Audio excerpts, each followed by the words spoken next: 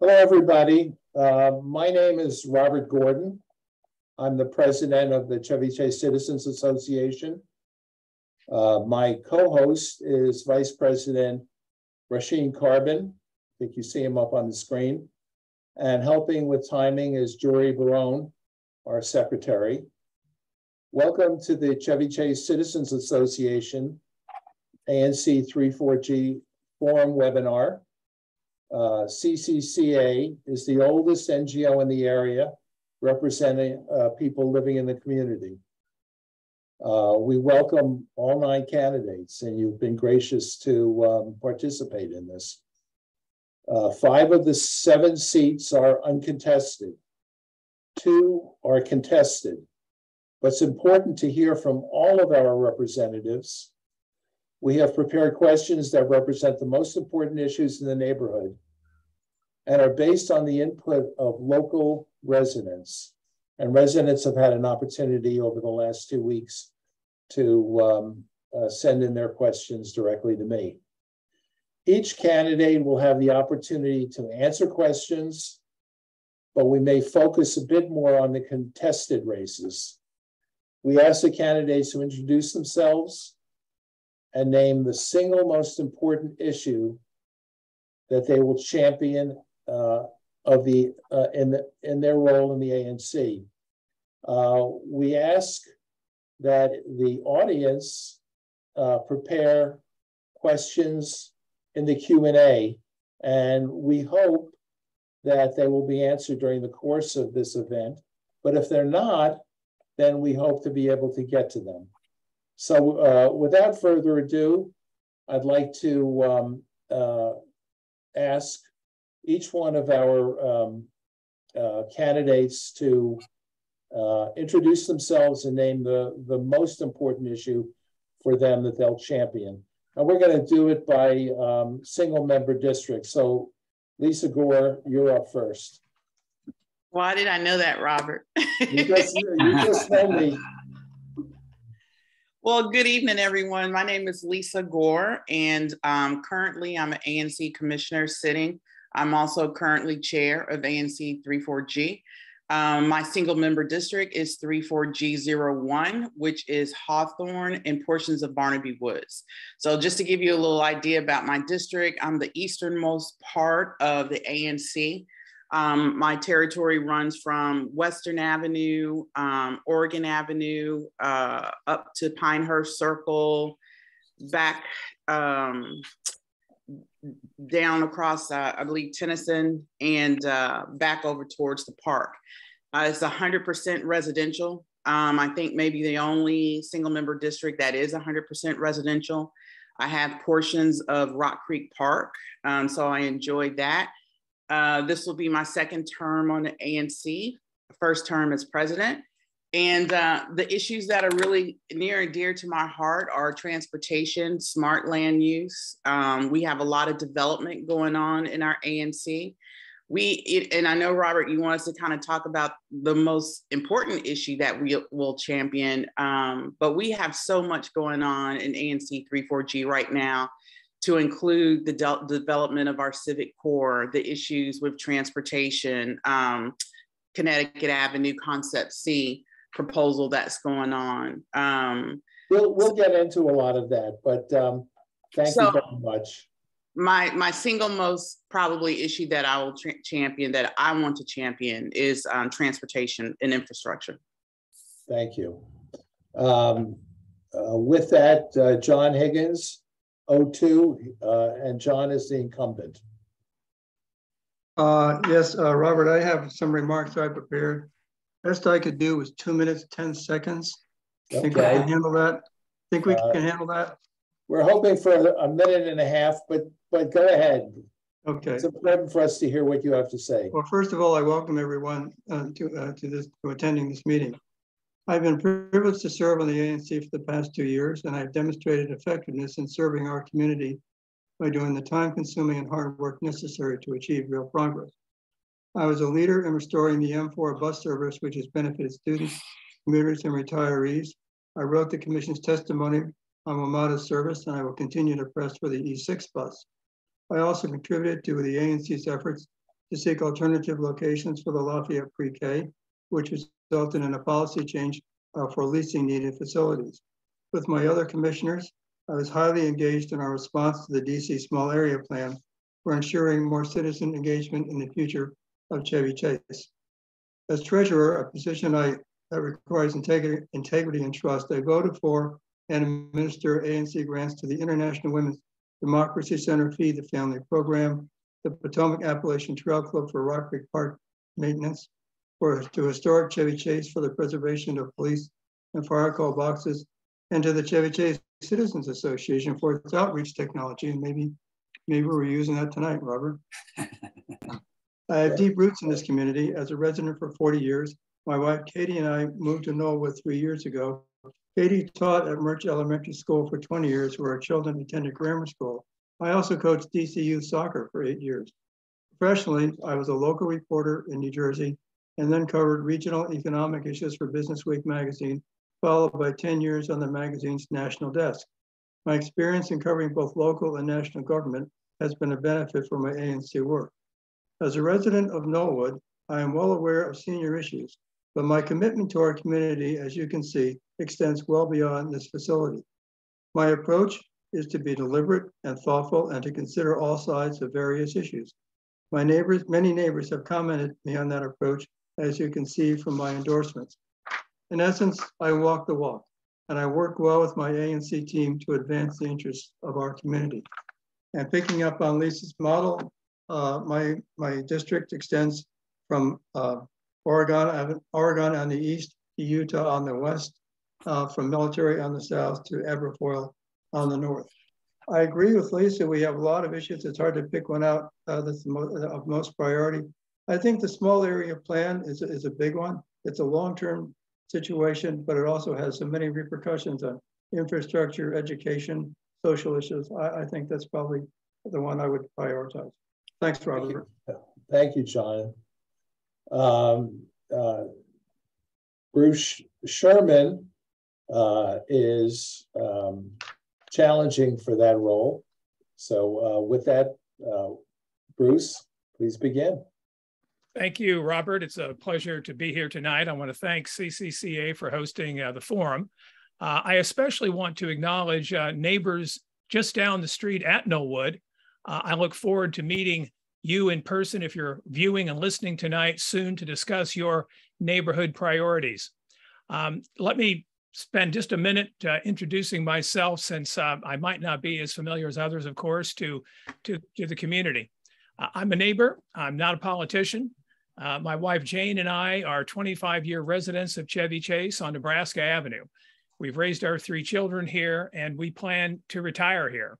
All 3 of our kids attended Lafayette, where Jane was a long-term substitute teacher. All three joined Boy Scouts Troop 52, our two boys making Eagle, we're proud to say, and our daughter serving as leader of the venturing crew. Professionally, I'm a media consultant. I work internationally, advising media organizations on free press, free expression initiatives in places like Nigeria, Pakistan, and Cuba.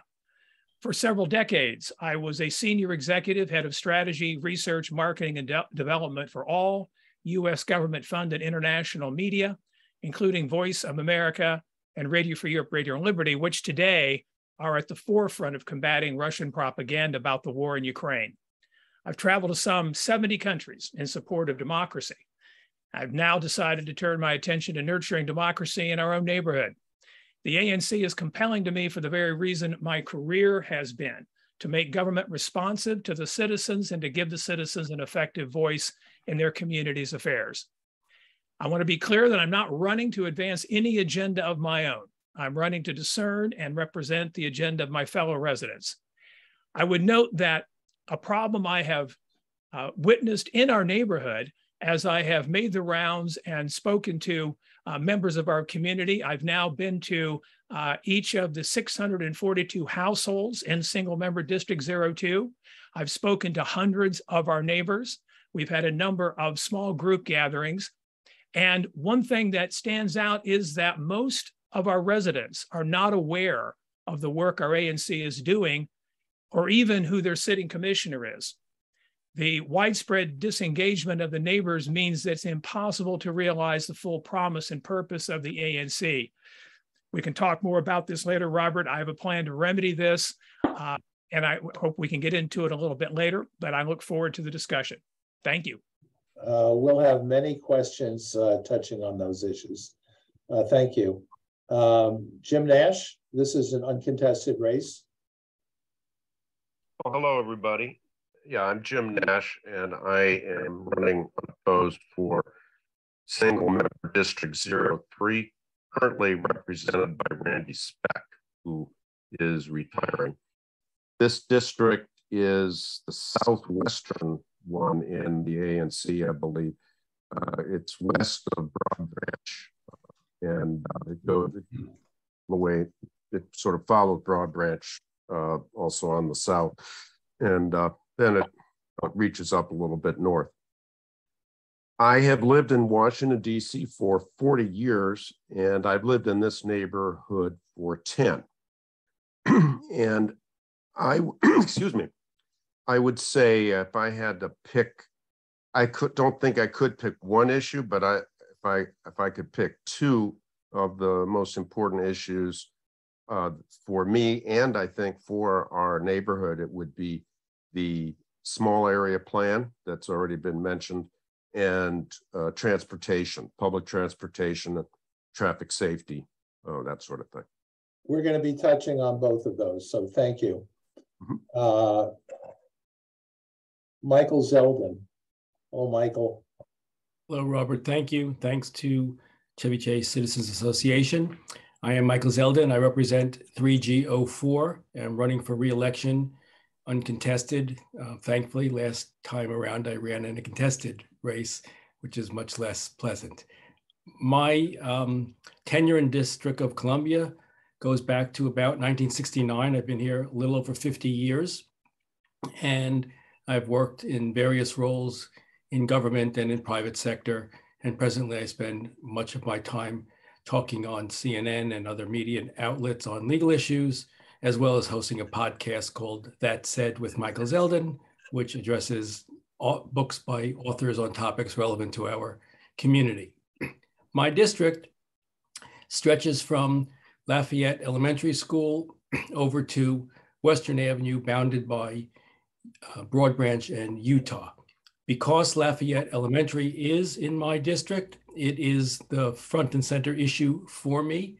I'm very proud of the work that we did when the city decided that it was going to move the entire pre-K cohort to the Military Road School without consulting the neighbors here or the neighbors in Brightwood where the school would be. And then we worked a compromise to have the preschool remain here, but have the Military Road School be established as a citywide pre-K K Learning Center. And I continue to keep my eye on the education ball, but I think, Robert, as Lisa says, there are so many issues that are interrelated. One of the things that most interrelates to education is the safety of our children getting to and from school.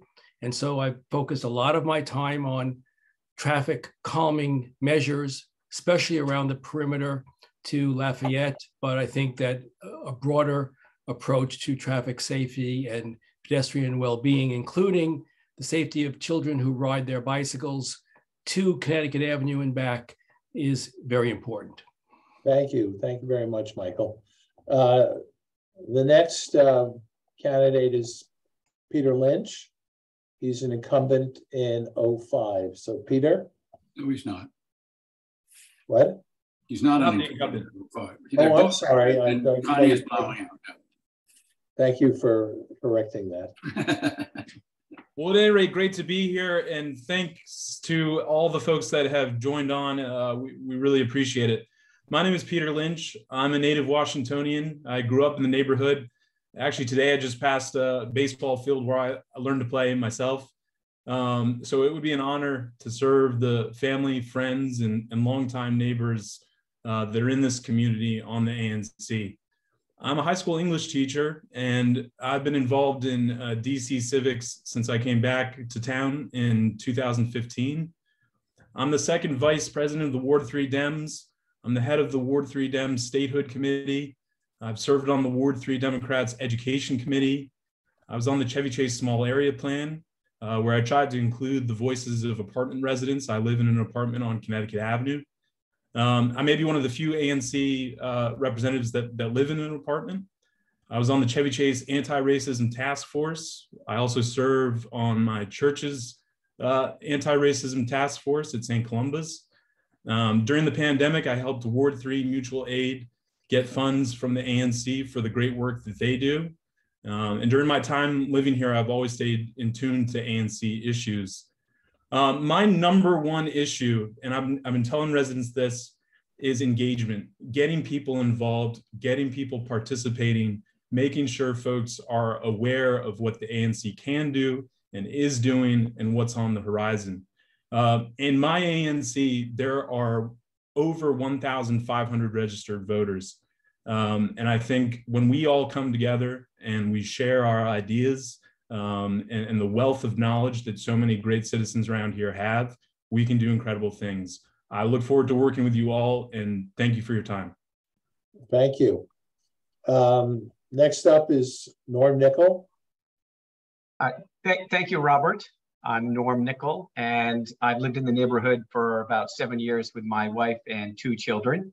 My son, Calvin, attends Lafayette Elementary School. I'm currently an enforcement attorney at the U.S. Securities and Exchange Commission, where I focus, my primary role is to pursue violators of securities fraud, such as insider trading, financial fraud, or just people who misappropriate investor funds. I am also a current member of the board, the Chevy Chase Circle Board. I have a long history of public service, and so that includes, I am a former member of the Rhode Island House of Representatives. I am also formerly a neighborhood representative in Boston, where I served in a similar capacity to the ANC. And so I'm proud of the public service I think that I've had. I think that I certainly have a long record of accomplishments. I've served on a number of public boards and commissions. I see the number one issue, or the most important issue to our neighbors, is the development and changes that are being proposed to Connecticut Avenue. I also feel, though, that in ANC commissioners, their role is much greater than one issue. And so, as I've heard from other folks, really the number one priority that every ANC commissioner, I think, needs to have is to listen carefully to their neighbors. That's the most important thing. And so I'm looking forward to taking my long service of public service to the ANC number 5. Good, thank you very much. Next up Peter Goslin, 06. Pretty impressive array of candidates. I'm running because I believe that my immediate neighborhood and Chevy Chase more generally are integral to the city, but ones that often don't get the ear of the mayor, the council, and the municipal agencies, and sometimes instead get their heel. We draw huge benefits from being part of the city rather than a gated community, benefits of being around wonderful food, culture, beauty, of being surrounded by some of the wisest and most innovative people in the world, of in some sense being on the global stage. But these advantages mean we can't and we should not turn our back on the city when it has needs, whether those are for public safety or affordable housing or transportation that serves all. It seems to me, however, that the flip side of this is that we as a community have a right to participate in the formulation of our future. In my view, the mayor and her administration forgot this during our recent small area planning process. And I worry that the plan that has emerged from that process is only the first step in a series of changes that the mayor and her administration would like to impose on us rather than work with us on formulating. The right to participate in the formulation of our future is one we need to remind downtown of, and it is one that people here need to use or lose. I'd like to do in the next 2 years what I hope I've done in the past, namely help Chevy Chase and my single member district use that right positively and vigorously. Thanks. Thank you, Peter. Last but not least, Zach Ferguson. Great, thank you. Yes, my name is Zach Ferguson. I live on Jennifer Street with my wife and daughter here in Chevy Chase. I'm running for the 34G07 seat. 34G07 for this next term will be a nice triangle. You've got Military Road on the north, Reno on the west, Chevy Chase Parkway up the east, and then cuts over on Jocelyn up to Nevada to complete the triangle. I work here in DC as an attorney for the federal government. I work on affordable housing issues primarily. I'm a dues-paying member of my union, the American Federation of Government Employees. And I'm a little bit surprised to be here because, you know, running for ANC was not on my to-do list last month, but I noticed late in the filing period, no one in the district was running. The seat could otherwise sit vacant. I have a passion for, you know, municipal governance, community building, you know, ways we can improve our city and community. I have to give a great thanks to my wife because the eve of the filing deadline was our anniversary, and we were out there getting signatures on a hot August evening. So many thanks to her. But it was really wonderful meeting neighbors, talking about what they love about our neighborhood, what we could change, what we could build on. So I look forward to a lot more of those conversations and listening, which gets me to my top priority. Being a new commissioner would be definitely listening, getting to know people, learning from other commissioners how to be an effective advocate, but just really trying to engage the community as a new commissioner. Thank you very much, Zach. I think we all owe a debt of gratitude to our spouses who allow us to take the time to do this work. The next question is a 2-minute question. We're going to try to keep a little bit of time on this one. It has to do with civic core.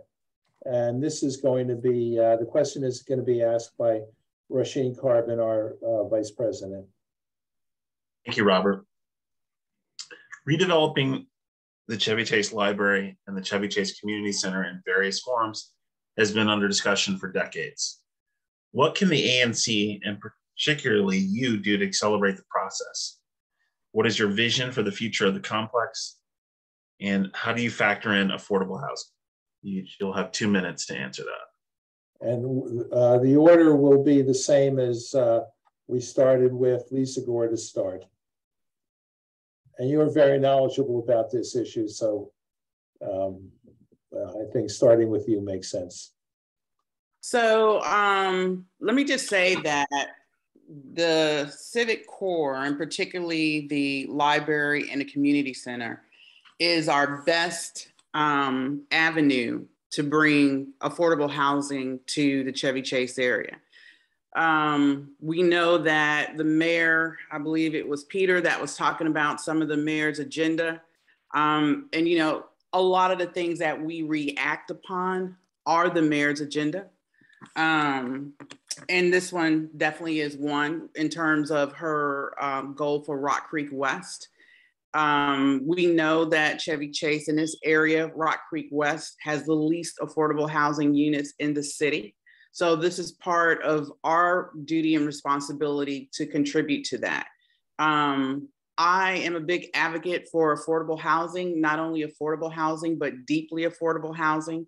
If you wonder why, you know, I came from the IG's Office of HUD as a federal investigator. Just look at what's happening in DCHA right now. So we need places in the city where we create opportunities for people that are below income, where they can live and they could thrive. So I'm completely supportive of that effort and completely supportive of the development, potential development of the civic core, specifically those two sites. I know it's controversial for some people. This is a community that's kind of a bedroom community. We have people that have been here for long amounts of time and have not seen a lot of change. And I think change is scary. And I think change is scary to this community in particular. But I think that is a really good thing for us to do. I'd like to see it as vibrant as possible. I'd like to see community storefronts. I'd like to see the preservation of our current businesses along the avenue. But I do believe, well, we've also talked about art spaces. We talked about spaces for seniors. I think there's a lot of things that we can do there. Okay. Thank you. Thank you very much, Lisa. Next up, John. The question was framed that there's been a lot of talk about this for many years. That may be true. I think there's more than talk about that now, because the civic core is one of the keystones of the Chevy Chase small area plan. You don't have to go too far into the pages of that document to see that this is a priority. So I think the issue is moving along perhaps at a much more solid pace than speculation and just talk.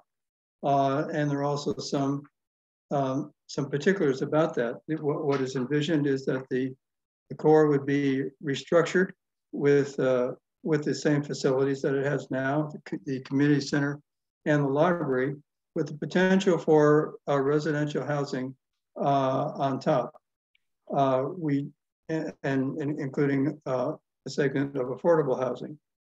We've even gotten to the point where the zoning issue related to such a change has been discussed, and the idea of a planned unit development has been forwarded, which is a very specific type of zoning.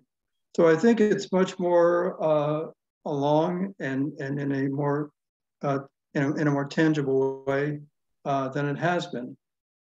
We haven't gotten yet to how the affordable housing will be defined in terms of income levels. That's really an issue.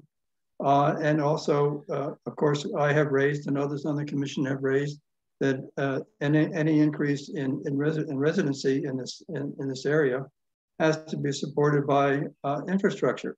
There has to be room in the schools. There has to be traffic controls. There have to be a number of sideline issues. I shouldn't say sideline issues, I should say associated issues, which is why I mentioned this as one of our priorities to consider. So I think it's a good question. I think and the civic core basically has moved to the front of the Chevy Chase small area plan. That's time. Yeah. Okay, just okay. Maybe one more statement. Go ahead. One more statement. It basically is the linchpin of the Chevy Chase plan, and it's called the catalyst for change in the document. And specifically, what are you going to do, John? I think well, this all goes with the SAP and the follow-up from that. I think if we're getting into the SAP now, so I'll give you my SAP speech if you'd like. But the SAP is don't look for little dots on the map or something as to a store is going to go here and a bakery is going to go there and an apartment is going to go there. That's not in the SAP. The SAP is essentially a declaration of independence by the neighborhood from the comprehensive plan to make sure that we're not bowled over by any kind of development associated with the comprehensive plan. Not that the comprehensive plan is a bad thing. We just want to make sure that when those planning issues come to the fore, our neighborhood will have a shot at it, and we'll try to maintain our character in our neighborhood. Thank you. What's important to us. We're going to get into the SAP and some of the complexities. Okay, that's fine. A little bit later. Thank you. Bruce?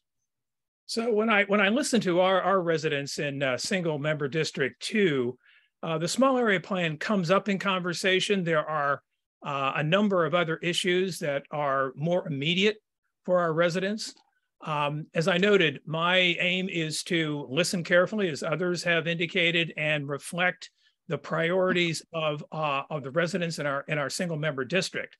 But looking at the core of the small area plan, what I am hearing from residents has to do with the infrastructure. Again, as John noted, Lafayette Elementary School, when our kids went there 15 years ago, had 450 students. Now I believe the enrollment is around 950. Ideally, affordable housing on Connecticut Avenue would be a housing for families and not just single adults who have a means to occupy the housing, but would be made available for families. And then we have to think about, obviously, the schools, and that's a critical issue. What I'm also hearing from residents. Let me steer you back to the original question, if I may. Right. This has to do with the library and the community center and the development that'll take place sometime in the future. Many people have been waiting for it for a long time and partially looking to the ANC to help move this along. Do you have thoughts about that? About how the ANC can move it along? Well, yes. Yeah. Well, in the first instance, because of the variety of viewpoints of residents who are closer to Connecticut Avenue than we're in single member District 2, it's going to be critical, of course, to keep the channels of communication open, listen carefully to the residents, and be able to give the residents a full opportunity to weigh in on aspects of the design. That, I think, is critically important. But again, I think the idea here is to look at housing for families and look at ways of designing the facility that are consistent and are architecturally attractive and consistent with the neighborhood.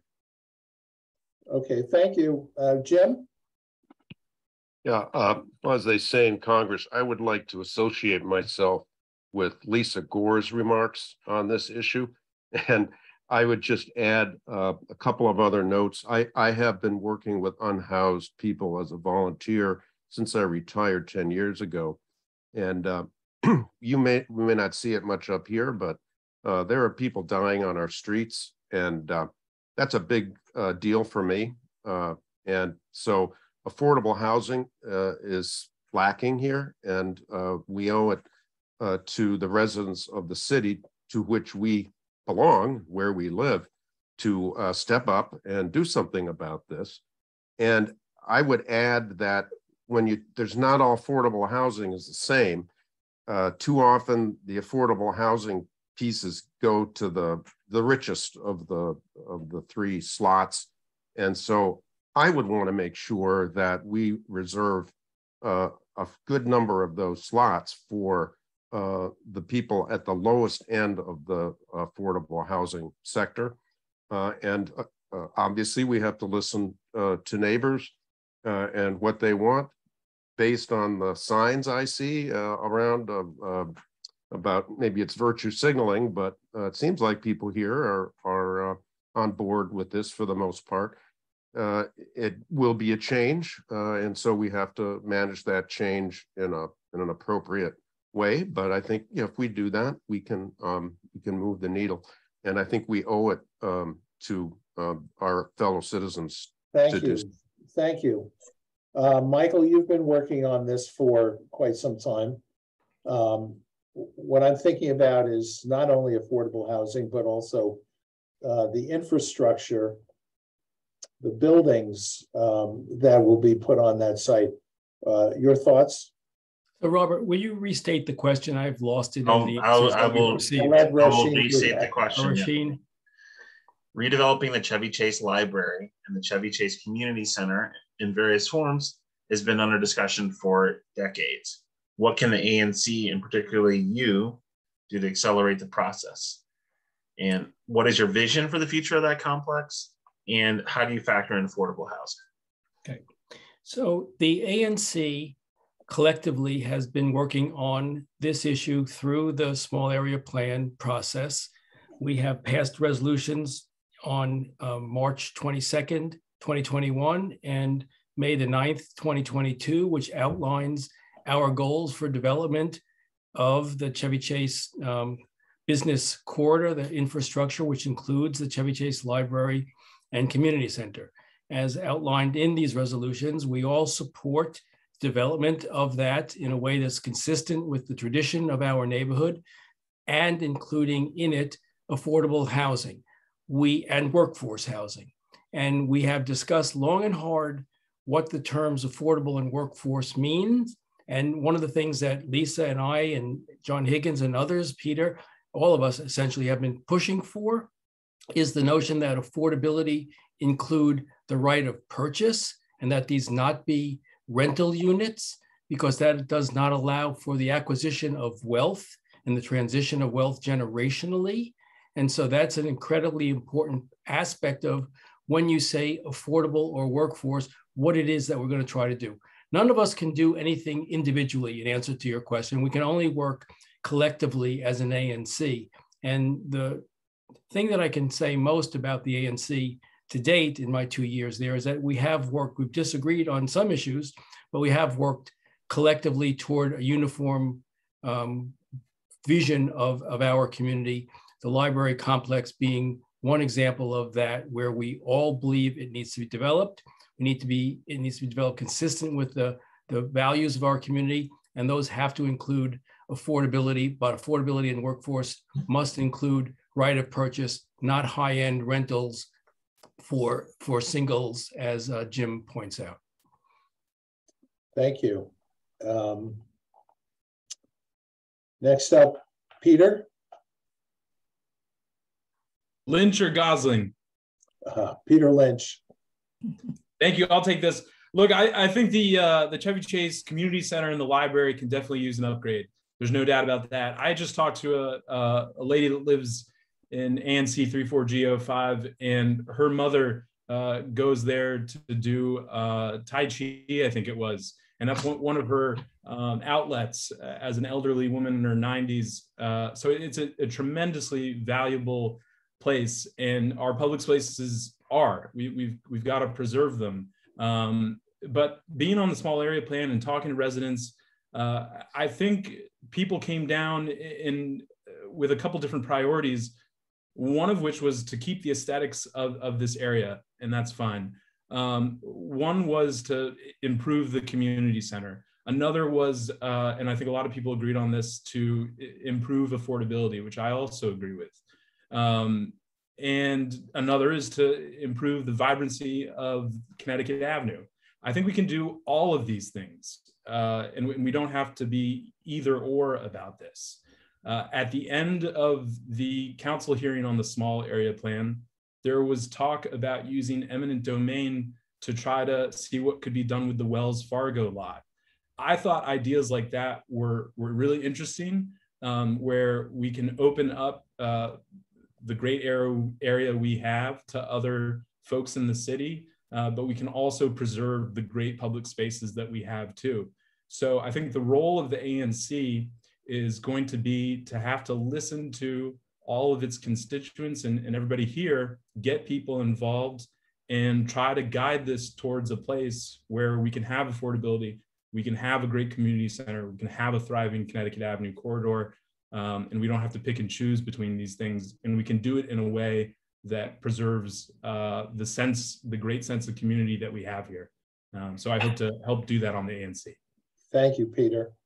Up next is Norm Nickel. Thank you very much, Robert. I appreciate it. I'm going to try to do justice to Rasheen's question. It had a lot of different facets to it.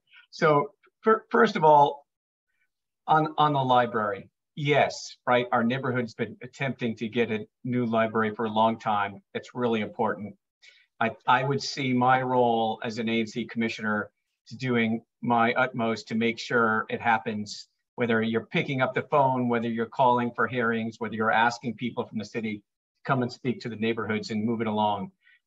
The library is something that's really important to the neighborhood and absolutely 100% supported. The community center implicates a number of other issues. Everyone would say in my neighborhood, the community center, absolutely fantastic, right? We need an upgraded community center. It's really important, but you can't separate the community center from the proposed developments of housing on top of it. And so what that means is when you're introducing housing, the first question is going to be, how high is the building going to be?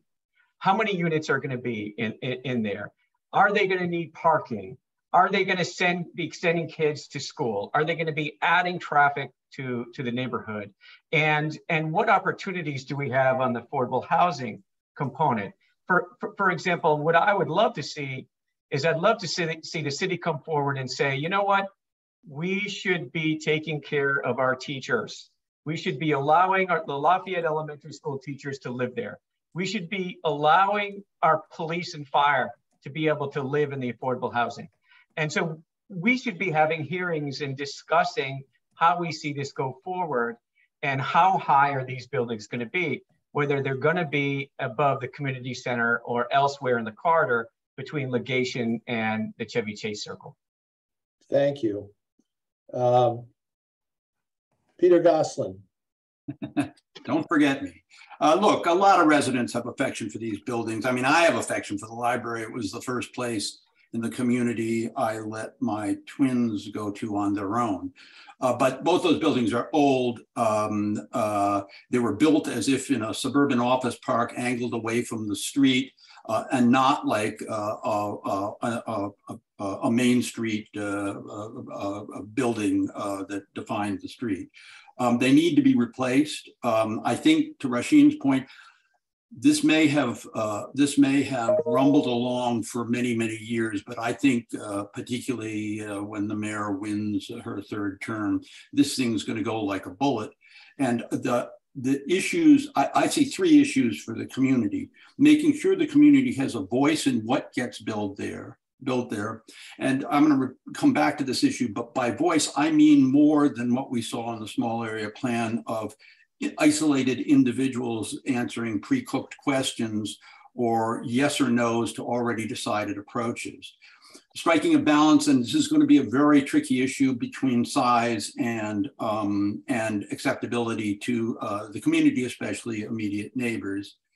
And making sure that the city makes the kind of investments in the complex that will be needed to make it work and serve the multiple purposes we've all talked about here: library, community center, affordable housing.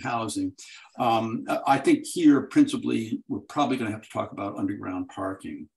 My big worry about how big it gets is that I too hold great hope for, over time, seeing additional development in now very suburban-y areas of, particularly on the east side of Connecticut, the Wells Fargo, the Safeway. If we can't find a point of agreement about size, we're going to end up souring the well for any more development that might be a little lower but more extensive along Connecticut, and that could serve all the purposes of could serve the purpose better of providing more affordable housing. Thank you, Peter. And Zach Ferguson. Thanks. As a new commissioner, I'd absolutely like to hear more from my neighbors, hear their thoughts on it. I know these places are special. I was going to say my only specific vision is I've been at the playground a lot this summer with my kid, and I would say less mosquitoes and more shade for any playground is very important. But I echo what people have said before about affordable housing, how important it is and what kind it is. I used to live in Cleveland Park. I love Cleveland Park, but driving by that library makes me sad. I think the city missed a huge opportunity. I think what Chevy Chase should strive for is to bring out the more inclusive and welcoming and dynamic, vibrant parts of our community and reflect that in the building. I think the city missed on the Cleveland Park Library, but I think Chevy Chase, we can do a great job with it. Thank you very much. The next issue will also be presented by Rasheen, and it's something that has been very big in the Chevy Chase listserv. Unfortunately, we do not have a local newspaper to read, but the Chevy Chase listserv tests the pulse of the residents here. So with that, the third question, Rasheen. And this will be a 2-minute answer also. Proponents say that creating north and southbound lanes for bicycles will improve safety for riders and pedestrians, with the added benefit of removing cars from the road and enhancing the environment.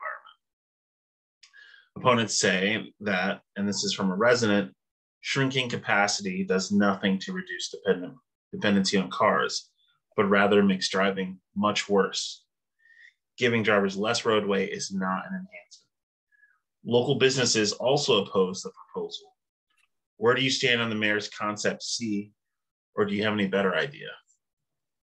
So we're talking about bike lanes. So we're gonna mix this up a little bit. Peter Lynch. On the hot seat, here we go. So I think this answer may become frustrating, but it's genuine. I think we need to hear from more citizens, both in my single member district and throughout the ANC. I think there are people adamant for bike lanes, and they have good reason to. There's no reason people should be unsafe on their bikes. Riding to school, riding to work, that's absolutely valid and important. We also have people that have to commute to work. My wife and I, we have to commute by car to work. That's fine. And there are people like that who, we're sort of in the middle on this, but there are people that don't want the bike lanes. And I think they have good reasons for that as well, in terms of traffic, in terms of business accessibility, elderly accessibility. These are all important points. Well, what we need to do, I think, is include more people's input, get people that deeply oppose bike lanes and people that are for bike lanes and folks that are in the middle together and talk and try to see where we can come to a compromise. I think at the end of the day, everybody wants to see a vibrant Connecticut Avenue. I think everybody wants to be safe. I think everybody would like everybody else to feel safe. And so if those are the points that we can begin on, I think we're doing pretty well, and we can move to a place that is at least somewhat agreeable to all parties. Now, Greater Washington called me naive for this, but this is one of the reasons I'm running, because I think we can do it. I think if we include everybody in on these processes, we can come to solutions that are good for our area and good for the city. So that's my take. Thank you. Norm? Thanks, Robert. So, but bike lanes, I'm going to disagree a little bit with Peter on this one. Connecticut Avenue is unsafe for bicycles.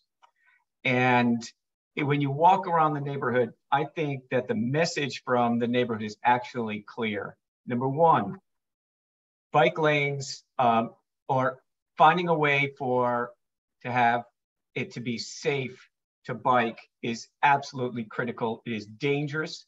It is dangerous for pedestrians. It's even more dangerous for bicycles. We have to do something. Also, what we're hearing is the people that say that they're opposing bike lanes are actually talking about two things.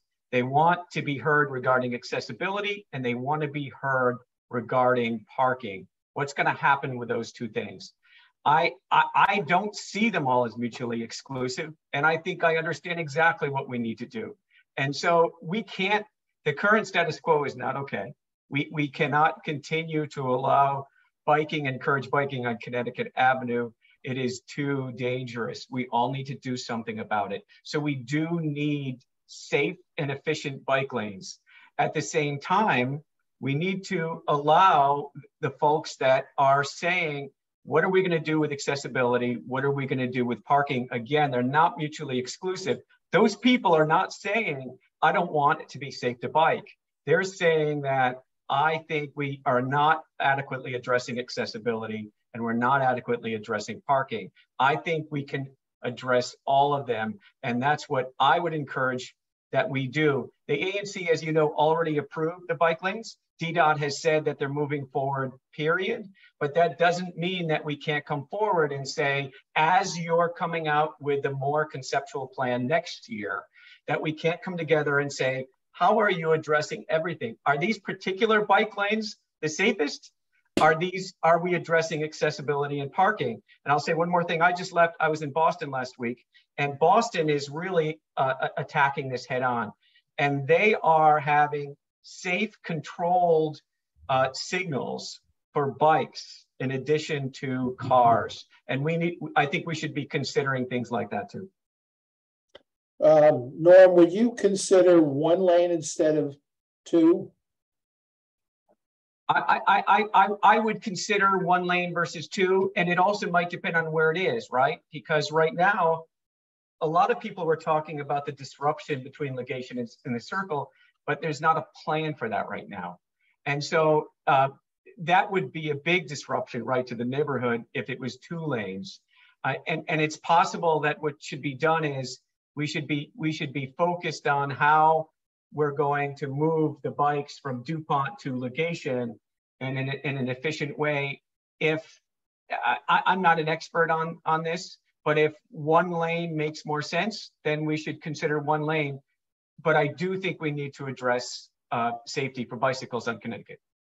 Thank you. Peter Gosselin? Yeah, so my view is that the current ascendant proposal is bad policy, and the way we got here is an example of bad process. What makes bike lane proponents so adamant in their view is that they believe the lanes will address the climate crisis, which is crucial to address. And it might well. But the idea that this is the only or the principal way to address climate seems to me wrong. Bikes have this in common with cars. They're personal transportation means. Yes, one has a motor and most of the others don't, but they are personal transportation means. It seems to me that a vastly more effective way to address climate is to encourage public, not personal transportation. And in this area, that means buses. And one of the things that has astounded me during the small area planning process is how much buses were simply dismissed. And if you look at the designs, the detailed designs by the city's Department of Transportation, they reduce the number of bus stops, but more importantly, by squeezing to 4 lanes from 6, the number of vehicle lanes, it means that our $540,000 a pop buses are going to be even slower getting people from point A to point B. So it seems to me that we've got to find, but I have to be realistic. One of the things you have to be as an ANC commissioner is understand that you know there are a lot of more powerful people than you in the world and in the city. And this issue of 2 lanes is already moving. And what the compromise I would like to explore, and I admit to you, I have not done a lot of exploring, is combined bus and bike lanes. And I would just point out to you, if you think that's far-fetched, when you look at the detailed drawings, it's amazing how many times buses and the bike lanes intersect. At every bus stop, the bus is going to pull off the travel lane and into the bike lane. And in addition, there are going to be pick up and drop off points. So there's going to, in this design, there's going to be a lot of interaction between buses and bikes. And complicated interaction because it's where the intersections are. It seems to me that flowing both buses and bikes down lanes could be a solution. I need to look into it. Thank you. Zach Ferguson? And let me ask you, have you seen a cost-benefit analysis that weighs the value of the safety and the use of bicycles against the loss of lanes for cars and parking? For Zach. No, I haven't seen that specific cost-benefit analysis. To me, I think public safety is so paramount. It's so hard. When we see what happens on DC streets, I think about this summer where we had 3 diplomats in the DC area who lost their lives either biking or walking, and they served in Ukraine, they served in Iraq, and yet DC streets and Bethesda streets were so dangerous. So I think to me, safety is so important. I drive a car. I like a convenient parking spot and getting places quickly as much as the next person, but safety is the top priority always. And so to me, I'm always going to be looking to DDOT, the DC Department of Transportation, of, will this reduce crashes and injuries? And I think there's a lot of common interest between motorists, cyclists, and public transit. If you're a motorist, you want a really well-functioning bus and metro system because that's less people on the road. We need to make sure DC is, when they're doing Concept C, they're not cutting back bus services and pushing more people onto the cars. So I think really a lot of us, switch back and forth. We might, we are pedestrians at some point, we're motorists at other points, and we want well-functioning roads and transportation mechanisms for every road user. Thank you. Jim? I am supportive of protected bike lanes on Connecticut Avenue, and I agree with many of the things that people have already said. I would add 2 or 3 things that I haven't heard. I am, by the way, a motorist, a pedestrian, and a biker. And one way I have of looking at it, in addition to safety, which really is a transcendent issue, is one of taxpayer equity. I'm paying taxes for the roads, but there aren't any protected bike lanes at all anywhere around here, none. So just as a matter of equity, it seems to me that the streets do not belong to cars or motorists, they belong to us. And so it's just as our neighborhood has to be more equitable in who lives here, our streets have to be more equitable in who gets to use them. And that includes public transportation. And a second issue that puzzles me a bit, as a driver, I hate Connecticut Avenue right now. I avoid it like the plague. It's horrible. And one thing that I think is really underreported is Concept C, I believe, is going to have left turn lanes. Left turn lanes are huge, in my view, not only to improve traffic flow, but also it's safer. I go way out of my way to avoid turning left on Connecticut Avenue right now.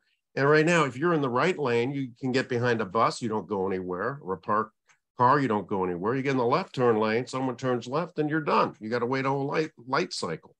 So I think things might be better for motorists with Concept C. I don't know. But then finally, Randy Speck, my predecessor here, wrote a very thoughtful analysis of the Concept C, and there are a lot of questions about implementation there. And I think in implementing it, if we listen to the opponents, we can and should be able to address a lot of their concerns that have already been mentioned, such as parking and access. I think there's still a lot to be done there. Okay. Before we have the next person answer the question, Robert, there's a question in the chat, why is this a fait accompli? Who decided this? I just wonder if you could briefly, in 30 seconds, explain the decision to include bike lanes. so that everybody understands that. Perhaps Lisa, who's now the chair, could take that. What was the question, Rasheen? Just 30 seconds explain to the people in the audience where we are with bike lanes, because the question was, why is this a fait accompli? Who decided this, that we're getting bike lanes? Okay, so there are originally several suggestions for the redevelopment of the reversible lane project with DDOT. There is a lot of community engagement in this particular process. That kind of goes back to what Peter was talking about. And I actually love this question because I think, and I'm sorry, I'm going outside of that 30 seconds. So we just to say, so the decision has been made. But the decision has been made, bottom line. And I think this is really important for people to understand, because I don't look at the listserv that much anymore because some of the negative chatter about this, and there's a list that just came out about commissioners supposedly that supported this. This was decided by the mayor and DDOT. DDOT selected concept C and the mayor approved it. Thank you, Lisa. So kind of like going back to, kind of like Thank what, you. and Robert, do you want me to go next on this question since I'm talking? Since you're going, but what I'd like to do, since we have a variety of questions and we have only 30 minutes left, is only those who are passionate and have a new thought on this to go forward on this particular question. So right. Lisa, you sound passionate. I'm definitely passionate about it. And, one of the things that I talked about in my at-large race is having a son that was hit by a car on a bike. So I'm passionate about it because, and I think, when we look at DC, and I believe maybe it was Zach that talked about it, one of the things that we have is a tremendous amount of traffic fatalities in the District of Columbia. Our, adults, our kids. I hope you guys know the story about baby Allie. If you don't, please look it up. We have unsafe streets in the District of Columbia. And part of this concept, and I talked about this before, and this is the balance with the ANC versus neighborhood, broader community District Columbia. Our oath is to the District of Columbia, is some of those programs that are what I call mandates from the mayor or the mayor's management agenda. So we have Vision Z, we have our Vision Zero, we have a lot of legislation and policies and programs through DDOT to reduce, traffic deaths and make our streets safer. And I believe you do that through good infrastructure. So reversible lanes concept C, that's an infrastructure project designed to make pedestrian movement safer, whether you're on the foot, taking a bus, by car, or by bike. It's an infrastructure project designed to improve pedestrian safety. So I think a lot of times people look at concept C and all they see is bike lane.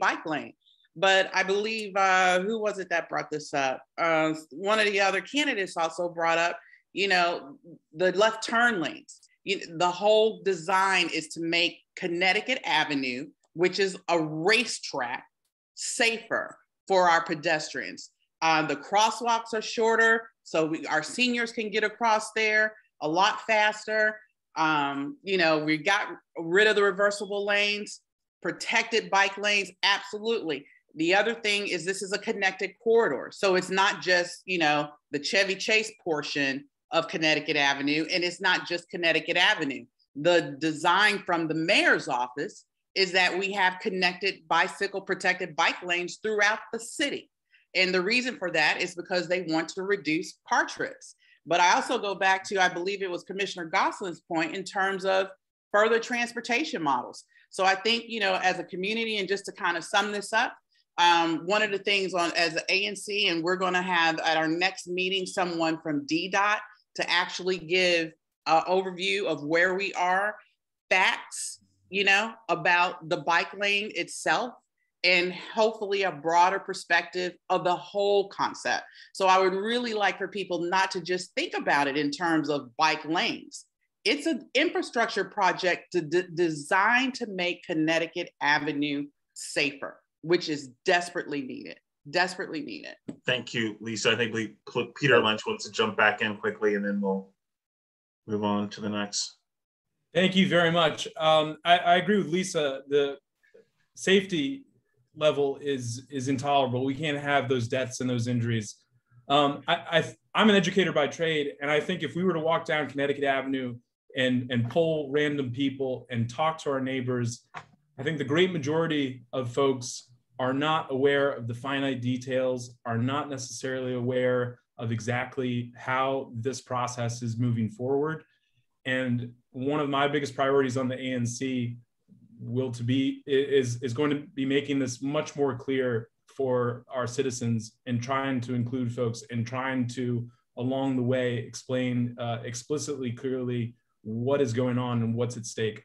I think we can benefit a great deal from that. So just wanted to add that in. Thank you. Michael?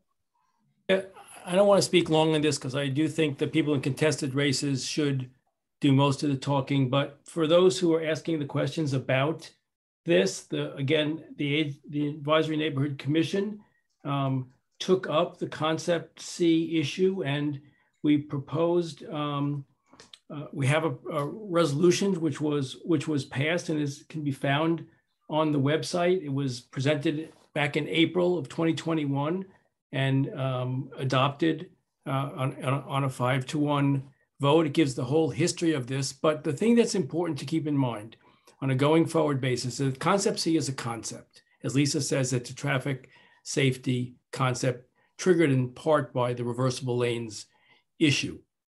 The devil in the details that's coming up is what should the bike lanes look like from Legation to the Circle, because right now there are no bike lanes. So all of the chatter about how I can't park because of bike lanes, the bike lanes don't cover Legation to the Circle. So from Legation to the Circle, there is no bike lane, and that's a failing of the program, but it will not impact parking. Going forward, where the work of the ANC has to be is, one, how do we address bike lane safety in the Legation to the Circle area while still accommodating the needs of businesses, for customers to be able to park and use their businesses, and for those who have disabilities or seniors otherwise to be able to park proximate to the places. That's where the ANC going forward will have to do much of its work. And that's where we still have a lot of work that involves community input and which the ANC will take up. And as we did back last year when we supported Concept C as a concept. Thank you, Michael. I'd like to move on to the next question. This is one of the big ones in the neighborhood. And this has to do with density, zoning, and affordable housing. The Office of Planning recently completed a Chevy Chase small area plan that was subsequently adopted by the City Council. The comp plan amendments and the SAP provide for greater density and more affordable housing along Connecticut Avenue. Many people in the neighborhood and the ANC objected to a provision in the draft SAP that recommended studying greater density and increasing zoning in the Chevy Chase community to allow for larger buildings, including up to 4 to 6 unit apartment buildings where single family houses now stand. It was removed, but the concern about upzoning remains. What is your view on increasing density and potentially increasing zoning in the neighborhood's residential areas? I'd like to start with Zach. Is this a question you're familiar with? You know, I am familiar with it. I know there's interest on both sides. We've seen other cities look to zoning reform. I mean, this has been talked to at the highest level. You know, Barack Obama has mentioned how restrictive zoning and exclusionary zoning has been an enormous issue for our economy, for race, racial equity, for the environment. So I think you have to take all those things into consideration. You have to take into account where it makes sense, where it doesn't make sense. And, you know, I would want to see exactly where they're talking about and how neighbors feel about it, how, you know, the impacts it would have. So I would want to see more details and talk to neighbors. You know, I'm going to be a new commissioner. That's going to be my answer a lot, is learning, listening. But I think another way of looking at it, some people might appreciate, is it gives you greater property rights. If you're a property owner, the government is giving you greater rights to use your property. So there's lots of ways to look at it. But I would want to see what's specifically being proposed for the ANC to react to. Peter Goslin. Well, look, I think that the city is coming towards us. I think that this is the next chapter after the small area plan, the next change that the mayor and the Office of Planning is going to propose. I mean, I think the idea of offering the opportunity to increase density in what are now single family zoned areas is fine, as long as community and immediate neighborhood input is built in. And right now, the way you do that is through a planned unit development.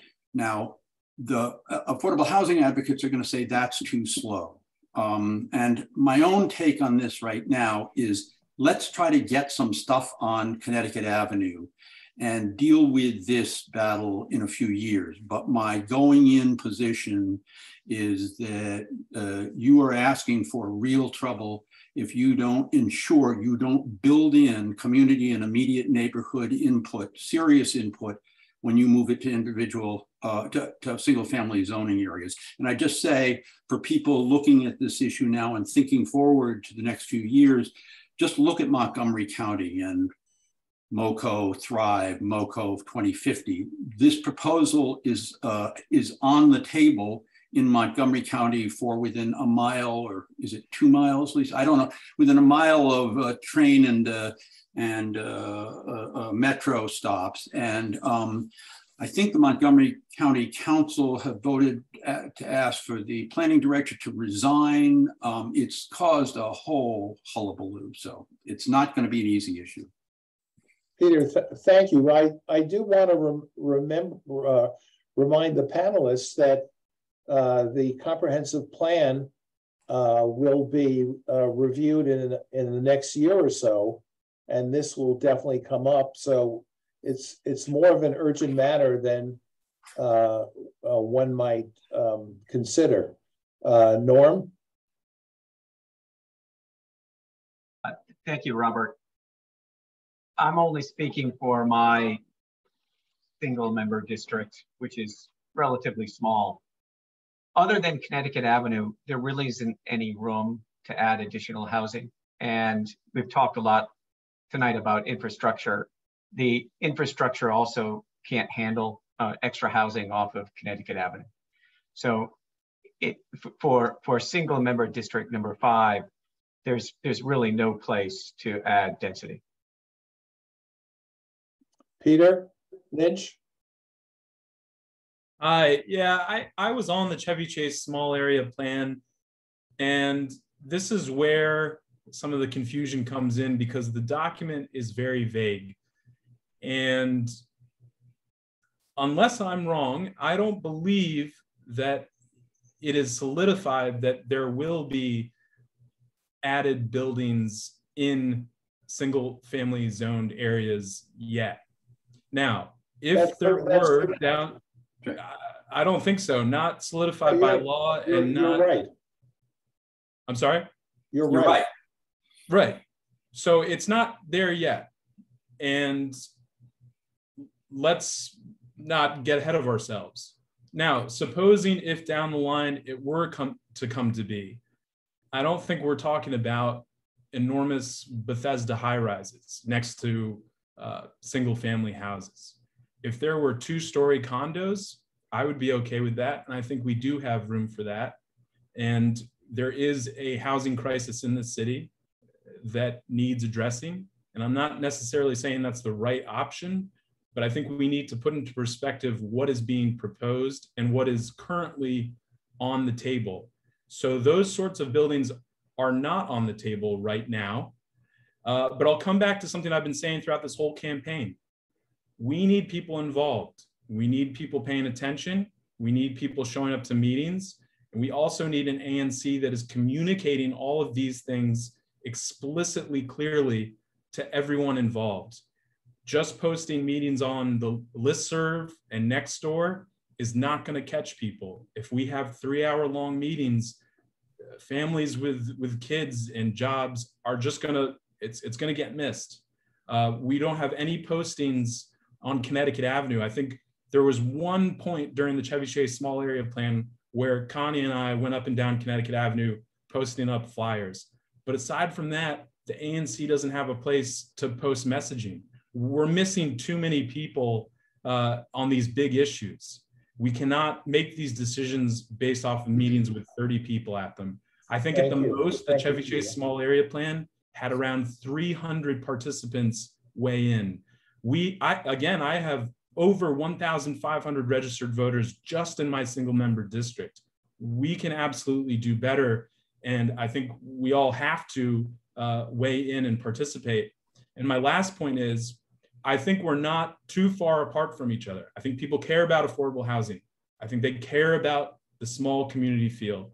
They care about the viability of their public schools, and they care about a thriving corridor that is safe. We can get to all of these things, but we need everybody's input. So thank you for your time. Thank you, Peter. Hey, Robert, can I just respond for just 1 second? Sure, of course. I want to point out that I actually don't think that it's a big surprise of where folks in my neighborhood are coming out on that. I think that they really have serious concerns about increasing density in the neighborhood off of Connecticut Avenue. I think they really have concerns about taxing Lafayette. I think they really have concerns about taxing parking and traffic through the neighborhood. So I think it's a big issue in my district, and I don't think that it's a surprise that they think that those issues are significant. Thank you. Michael. What's the current question? The current question has to do with the second shoe dropping. The first one was upzoning on Connecticut Avenue. The second one is something that is being anticipated by many people in the neighborhood, having to do with upzoning across the residential streets. And I want to get a sense of your feeling about that and the other candidates. So, as I said, in respect to the small area plan, Chevy Chase Community Center conversation that we had, is that my view of housing is that we need affordable housing and workforce housing that is for sale. We do not need to increase zoning, whether it be multi-unit developments in the neighborhoods or building up on Connecticut Avenue, so they get more rental units like the types of units that you see just north of Politics and Prose, those $800,000 two-bedroom apartments. We don't need any more of them. There's no housing crisis for that level of housing.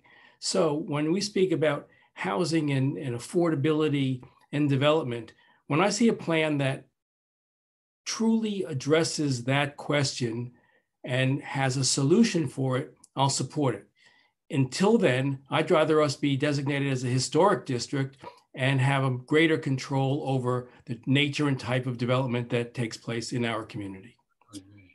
Thank you. You anticipated the next question, which I think time will not allow us to get to, but let me ask Jim to please respond. Sure.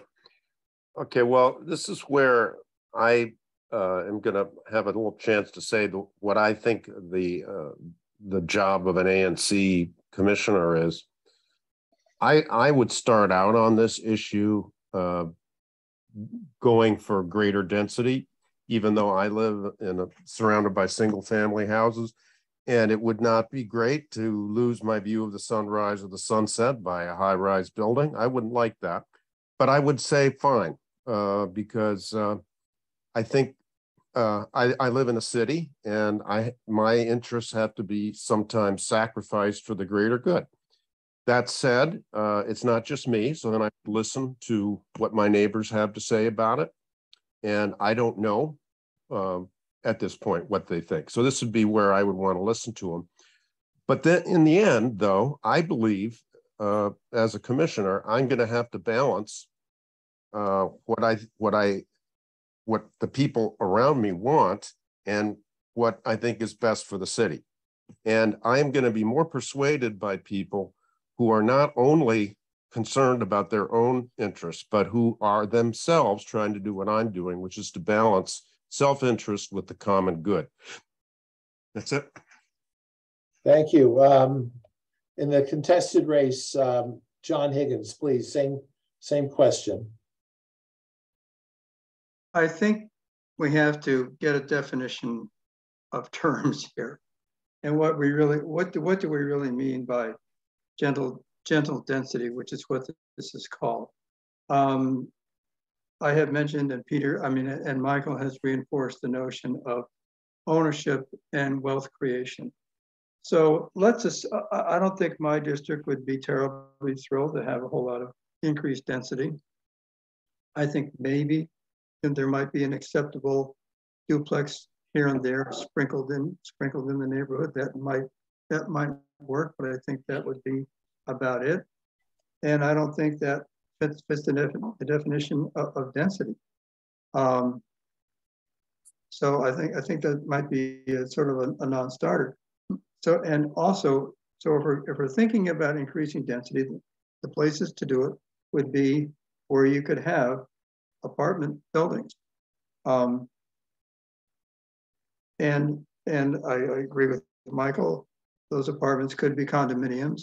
You're not going to have a duplex you're not going to have a condominium association with a duplex with two people. And a condominium implies ownership. Otherwise, it's a rental. So if you're thinking of A, increasing density, and B, creating generational wealth through ownership, I think the only place you could do it would be along the avenue, with apartments, either PUDs or some other way of achieving that. But a lot of talk about gentle density is just a lot of talk until you define your terms. And I would just like to be realistic about where you could do it and what you can do it. Would you consider 4 to 6 unit condos or apartments that replace single family houses part of a general density plan? Or satisfactory? I would have reservations about that, to be pretty honest. Okay. Bruce Sherman? Yeah, Robert, I'd be a student on this issue and defer to colleagues who've looked at it more closely than I. I would just note that we are, as ANC commissioners, representing the views of our residents. And when we take a look at what our residents care most about, and those in single member District 2, there are myriad issues that we haven't gotten to tonight and won't get to tonight. There won't be time for that I'm hearing directly from the constituents here that matter most to them. And so I would simply want to have a conversation also around the role of the ANC and the role of the commissioners in adopting positions and in listening to their residents in adopting positions. I think it's interesting to take a look at what's expected of ANC commissioners to stake out policy positions as opposed to reflecting what their residents are interested in. We only have a few minutes left. I was going to ask people to make final statements, but I think I'm going to change that up a little bit. In the 2 contested races, I'd like each of you, there are 4 candidates in those, to pose a question to your opponent. So I'd like to start with Bruce. Yeah, as I commented on in my opening remarks, when I walk this single member district, as I have done now, and speak to hundreds of residents, it is an overwhelming observation that most are simply not aware of what is happening at the ANC. And most are not aware of the sitting commissioner. So if the ANC is going to live into its promise of bringing government closer to the residents and fulfill its primary task, which is to be the neighborhood's voice, what needs to happen? And this is a question, of course, she's asked me to put it to John. What needs to happen to bring that about? John? Well, I think one of the things, well, first of all, I think we listen to our constituents at the ANC. When we get hundreds of people on different issues, we listen to them. Sometimes we don't always agree with them when we come to our final resolution, but people are heard and people are listened to. And then we make our decisions based on what we hear. Expanding that listening concept is always a good idea. Improving it with technology. The OANC has initiated some activities to assist all 40 districts in external communications, which is something I hope we can capitalize in the future.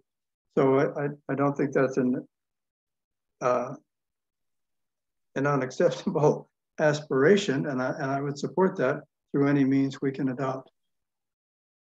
John, do you have a question? Do you have a question for Bruce? Well, my question for Bruce would be to define a little bit more what sort of a platform. Well, I guess his platform is communication, and if that's it, then I wouldn't have any further questions for him. Okay, thank you. Norm. All right. You have a question for Peter? Sure, why not? I would ask Peter, how high would he support apartment buildings to be on Connecticut Avenue?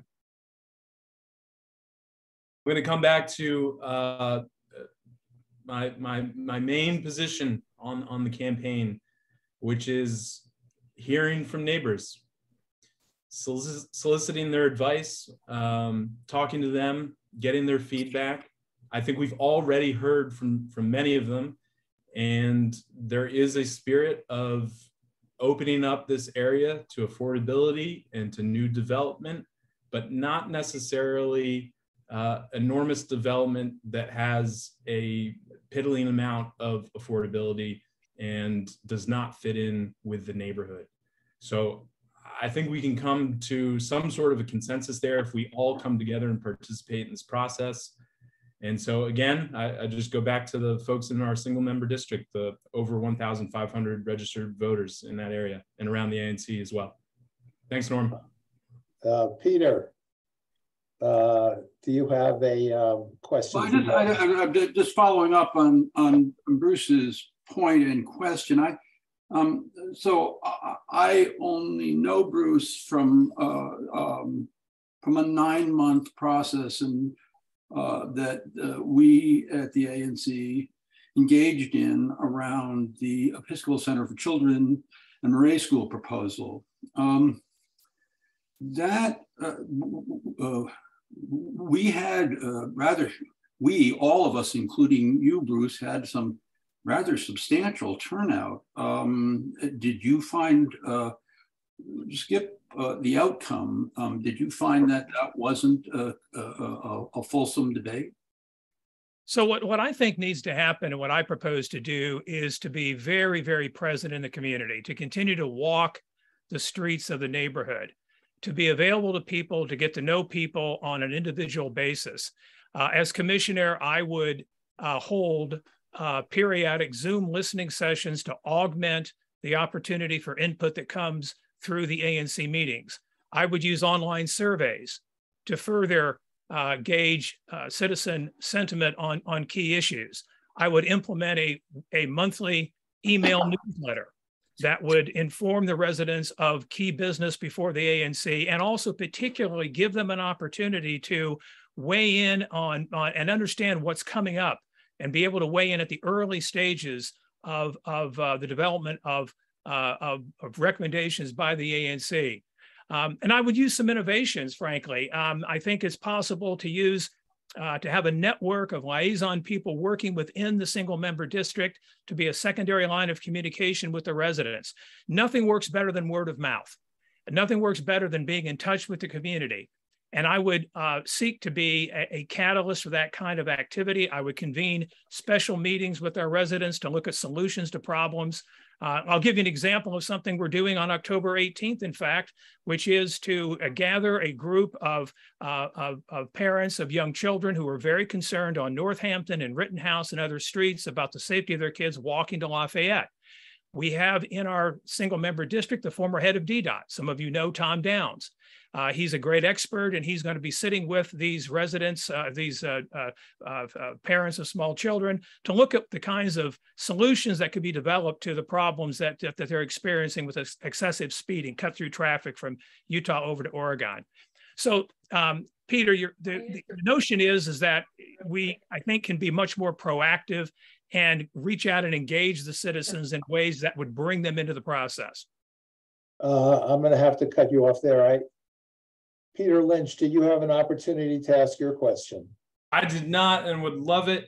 Look, I don't think I would be here if it wasn't for Jerry Mallett's. Talking to Connie over the past 2 years has always been good. Both of them have worked incredibly hard for ANC 3-4G 05. When I first moved back to the area, I contacted Jerry and I said, how can I get involved? So win or lose, I have a sense that myself and Norm are going to be in the area, going to be participating and helping out this community. So Norm, real softball question. Will you agree to a beer, a coffee, a meetup when the election's over, whatever comes our way? I would love to do that, Peter. I think that sounds great. And, just like you, Jerry, our former commissioners, right, who we think we're doing great. Both Connie Chang and Jerry Mallett's obviously reached out and encouraged me to run. So here we are, right? It's we're out there working for the neighborhood, and I really can't wait to sit down with you and talk about how we can best represent the neighborhood. Yes, indeed. Yes, indeed. Thank you. I'm going to give the last word to Lisa. She didn't have an opportunity to speak on density and zoning, and but this is the last word. I'd like to, Lisa, not only may you speak about those things, but anything else on your mind that'll fit in the next 2.5 minutes. Thank you so much. So on the zoning and density question, I'm obviously a fan of density. I believe we have a housing crisis in DC, particularly an affordable housing crisis. But I know in terms of the community aspect, that's a very tough discussion for our community. And I can't remember who said it, but in just like my single member district, it's 100% residential. I do believe there are some room for general density type of development in our neighborhood. So we have already discussed, 2-4 unit buildings, things like that, that are not very obtrusive, but do help in terms of the density equation. But I believe our most, opportune chance to get density in the area is along the Connecticut Avenue corridor. And I think that's probably most appropriate. So that's in terms of density. What I would like to close with, and thank you for letting me kind of wrap it up, particularly as sit-in chair. I want to thank all the people that are here that have volunteered to run. It is very difficult to be an ANC commissioner. A lot of things that you guys have talked about, we've talked about before. Particularly, I want to hit on the engagement piece. It's very challenging when you think about your single member district and getting everyone involved. We've heard people talk about, some people don't even know the ANC exists or who the commissioner is. And as someone that has sat on 3G and that has participated in ANC caucuses across the city, worked with ANC commissioners in every ward of this city, you have a fabulous commission. And I think that's lost. You have a fabulous commission in 3G. We're one of the best, and I will say that before anybody. They're extremely bright, they're extremely thoughtful, they're extremely hardworking. Connie Chang, Michael Zeldin, Peter, we have all walked our single member district every door. Not only do we do that, you know, we've been at the farmers markets. We have done, you know, the boots on the ground work. We've looked at the operational, you know, how we can get email lists. We get and if you are lucky enough to get elected, you will see how little support ANCs across the city get from the city. We do not even have a list of all of our constituents, all the voters. I have a list because I ran at large. I can't share that with everybody, but we don't even have a list. So for us to even get that information, you have to go boots on the ground, door to door, knocking doors, and hopefully people will open a door and hopefully they'll give you their email so that they can get onto our list. But there's a tremendous amount of work that goes on in the ANC absent policy, so the administrative side. And I just want to reiterate that to the community, that the commissioners that serve on this commission work extremely hard. It is non-paid. You will always have people, you know, almost 50% in favor of one side versus 50% in favor of the other. And you have to come together as a commission, you know, to try to come up with the best compromise for the community.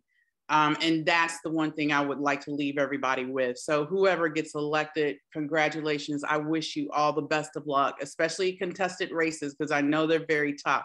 But at the end of the day, we have to come together as a commission to move the community forward and to do what's right by the community. I love the ideas on the engagement. We'll have a lot of opportunity to work towards things that we can do better. And one of the things about turning the commission over is you have all those new ideas that come in. And whether you guys, you know, are on the commission or not, I hope you all stay with us. I hope you challenge us to make sure that we continue to be the best commission that we can be.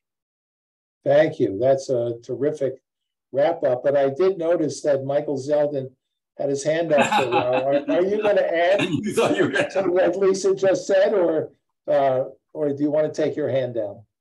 Well, I would just say one thing, which is that I think that the commissioners have done as much as is humanly possible without the support of the office of the ANC to reach out to our constituents.